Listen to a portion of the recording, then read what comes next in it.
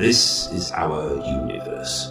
Vast, isn't it? Some people believe that it stretches forever. Ignorant people, must be said. Not so the astrophysicists. They know it has an edge. And beyond that edge, nothing. No space, no time. Zilch. Absolute zero. Not even emptiness. And it's into this nothing that our universe continues to expand. It all began billions of years ago, when the nothing exploded, and out of nowhere came time and mass and energy and all the complicated laws of interstellar physics. Sounds impossible, doesn't it? And that's because it is, and Richard Dawkins has the pomposity to say that religion is unbelievable bollocks. However, out here on the edge, where the something of reality fades into the nothingness of dreams, juxtaposed with the eternal wastelands that never were, floats a bright red British telephone box. A time-travelling telephone box, known amongst Pendlebury heads as the Twatter. So, where are we up to? Something about escaping from Port Merion, wasn't it? Not this week, Polly. We're having an episode of. Squeeze your enormous thighs into that comfortable armchair and take a listen to this. Tonight's thrilling audio drama is brought to you by Jolly Jack's Humane Rapid Disposal Products in association with Mixomatosis Spermicides Incorporated on lockup number 42, Lower Gothenburg Wharf, Rotterdam. Thought you'd buy that cute little bunny your daughter noticed in the pet shop window, did you? Now let me guess. It turned out to be pregnant. Also, and now your house is full of twatting rabbits and tons of droppings. Well, don't freak out of your pretty little head, bitch. You'll be glad to know there's a trouble-free permanent solution to your lupine problems. Jolly Jack's Cheese Wire and Mallet Game Kit. Available as a free gift with your first order of over £400 from Jolly Jack's catalogue. Easy to assemble and fun for all the family. Invite the neighbours' kids over and turn the cull into a thrill-packed game of Pound the Bunny. Whichever child kills the most wins a special pack of aniseed-flavoured Jolly Jack Tar cigarettes. Kiddie size, specially designed to fit snugly, even in the smallest toddler's palm. Tonight's feature presentation. Space Coppers, a Messy Productions production, starring Jack Squat as Chief Constable Bellows. Kowalski, where's my goddamn coffee? Also starring Jessica J. Johnston Featherbed III as Constable Cherry Pie. No kidding, she took the full 3.5 feet without breaking a sweat. But mostly starring Thruston Steenkamp Gooden Jr. as Detective Inspector Everyman. Just doing my job, sir.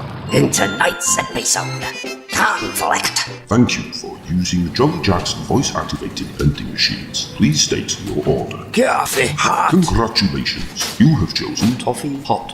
that'll be £2.50. What the hell's this? Congratulations, you have chosen Spotted Dick. that brings your total to £4.35. I don't want your spotted dick, you just give me the before I. Congratulations, you have chosen Cooking fat. with Mikey dip. and Spoon-fed duck. and Lumped. Romance. Here's your dinner, my honey dumpling. I made it just the way you like it, with ginger fries and salted sweet corn on one side of the plate and the juicy roast steak smothered in custard on the other. say, why was this crap, biatch? You trying to poison me or something? You no good syphilitic whore? Now I'm gonna have to give you a thrashing with my belt. Shit, why'd you have to make me go through that? No, not the face, please, not the face. And action.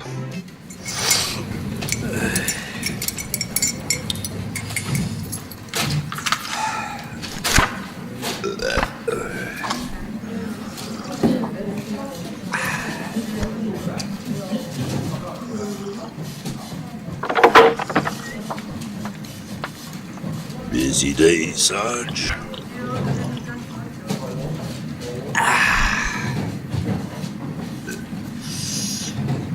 Utterly exhausting.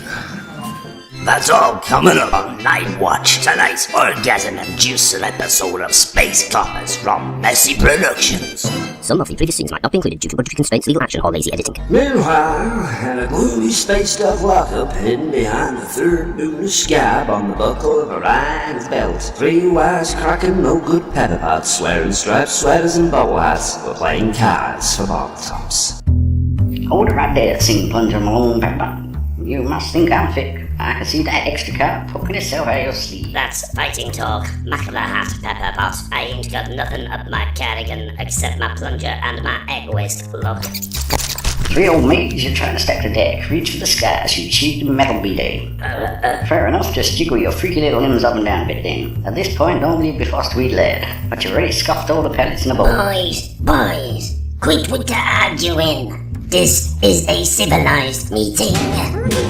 We're here to discuss business, and our business at the moment is all of that grade A mercury what the Russes have got in the Space Coppers drugs evidence vault. No problemo, Jacques Cornetto Pepperpot boss. We got one of the boys waiting on it.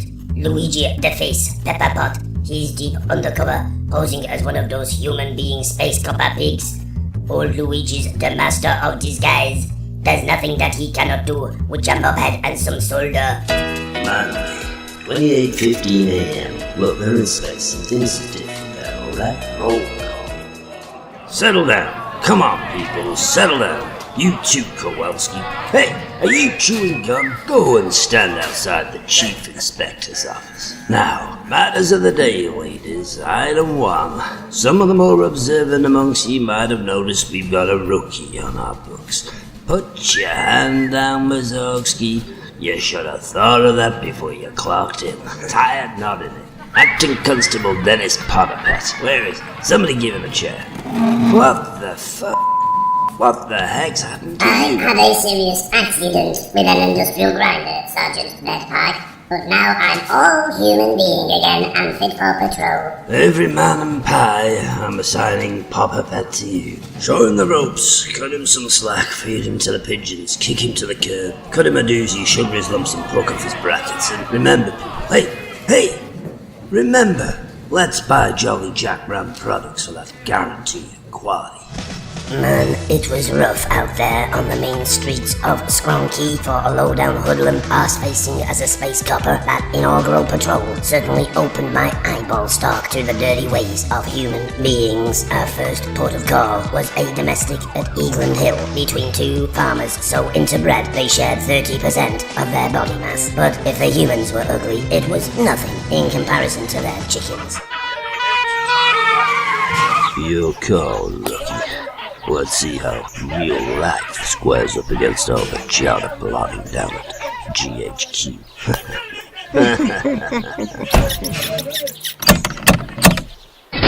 So, you're the outsider what's been bonking our sissy, my granddaughter wife, eh?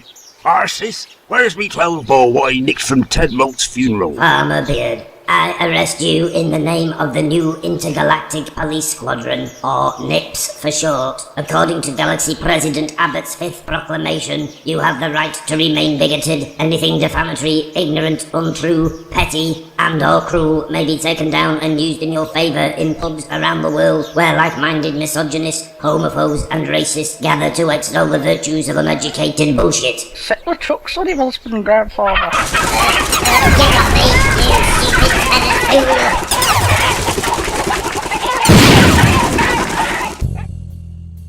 fool! Now I know why coppers drink. Every man pie took me to the Black Bull in Clisol for a post-initiation tonsil drencher. Talk about a dive. It had to be the seediest, low-life, medieval bar I'd ever set casters in. Full of the sort of perverted, decadent, sleazy scum you'd find stuck to toilet walls in a brothel. Oh, Mayor Stafford, how's the underwear business? Knicker-block glory, is it? And if it isn't, D.I. every man a Constable Pie. The usual, gents. Not today, barkeep. We're on duty. Besides, Flossie needs to recover from last night's gangbang. We'll just have copious amounts of free booze instead, and a shot of Castro GTX for the little guy. Boy, that GTX sure puts iron filings on your chest panel. 15 minutes later, I could barely roll around upright. After 16 attempts to find the little Cruit's room, I located the dustbins in the backyard, which I mistook for a line of chorus skills. Here he is, officers, with his disgusting hydraulic rod shooting lubricating oil all up my ivy. So, Potterpet, or should I say, Luigi the Face Pepperpot. Yeah, we know the score, you double-agent little metal twat. But here's the deal. We've got that mercury you're after stashed in the dungeon at Garstown. Yeah, don't ask. Some of the boys have undisclosed pastimes. But if you want to impress your boss, you'll have to indulge us in some patsying first.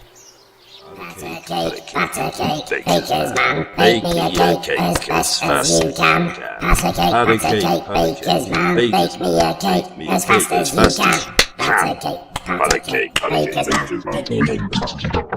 At that exact same moment, the cramped and unnecessarily moist holding cell at Bolton Police Station, Inspector Senator's throwback was interrogating the cowering, weasel-faced snitch in the chair before him, known as Trevor, the cowering, weasel-faced snitch. We know your gaming lonesome, Torad. What did you do to Stash? Come on, spill the Ice 57 varieties. Not gonna talk, eh? Playing road to hedgehog, are you? Oh, you got ways of dealing with that. Now cough up, where's the dough? And stop bloody slapping me. Following complaints from the Lancashire County Constabulary concerning the portrayal of their officers throughout this third-rate production, Space Coppers Episode 1 has been temporarily suspended until all impending writs have been dealt with by the Right Honourable August Chinchin Wellington QC, Attorney at Law and Head of Mercy Productions. In the meantime, there follows a last-minute replacement for tonight's episode. The early hours of September the 7th, 1838, when most ordinary folk were tucked up safely in their beds. It was a rough and reckless night indeed, as the drunken crew of the Forfarshire drove their stricken ship onto the pitch-black rocks, the sort of night that spat out seagulls like wads of chewing tobacco and smeared the window panes with sea batter, far too violent for the rickety lifeboat and her even more rickety crew to put out from North Sunderland. Apparently that loud crunch was a ship going down, Skipper. What shall us do? Finish our game of drafts, Snobby. It's a frightful night out there, and pull that door to. It's blown the skin off me rice pudding. In fact, fetch me the butler. He deserves a sound thrashing for this.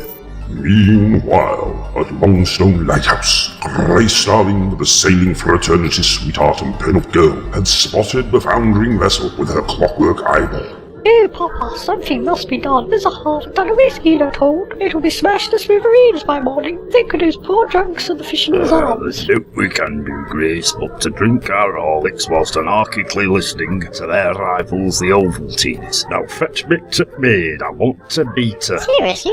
A radio broadcast? In 1838? Unmoved by the threat of her father's leather belt on the maid's dainty backside, Grace luckily hoisted up her nightgown and hurtled off on her one copper cap through the nervous night towards the bottom shed situated at the end of the garden path. Manning cast iron bathtub single-handedly paddled against the constant and empty teacup as an oar. 62 people, one tortoise, and most of the ship was saved that night because of the stubborn young woman's heroics. The beds, beams, and rafters being gripped between Grace's sturdy teeth as she went furiously up the back coffin to the flies. All that remained at daybreak were the port-side padlocks and the loaded corpse of one deceased vicar nobody had considered worth rescuing, and that's what makes us British, ladies and gentlemen, spunk. Bloody thunder, British spunk, served up in bone china teacups at Gibbon Gospel Gatherings. Following the discovery of a batch of highly detailed photographs in the bottom drawer of the Right Honourable August Chinchin Wellington QC's Davenport, Sir Arthur Spriggins, Chief Constable of Skronky and Eagle and Hill, has withdrawn his complaint. We can, therefore, now rejoin tonight's episode of Space Coppers at an exciting moment.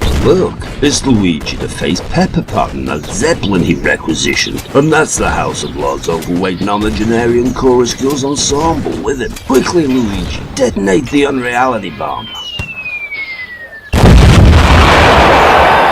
Well done, acting constable. Now that you've turned your fellow felons in, you're entitled to be a fully fledged and fully forgiven member of Space Cup. Just to be even there, young Pepperpot, I'm a very important man from the Ministry of something or other, and I have been watching your heroic antics. Here, have this medal for bravery, and this bag of sweets.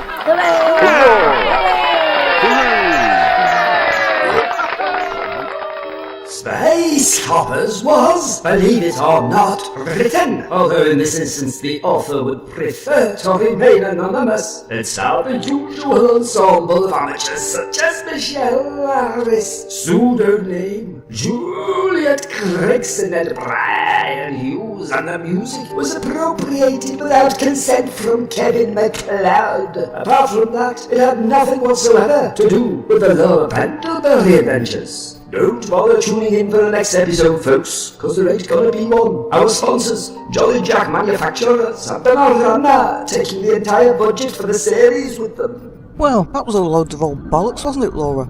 Laura? Oh, that's right, she's at work.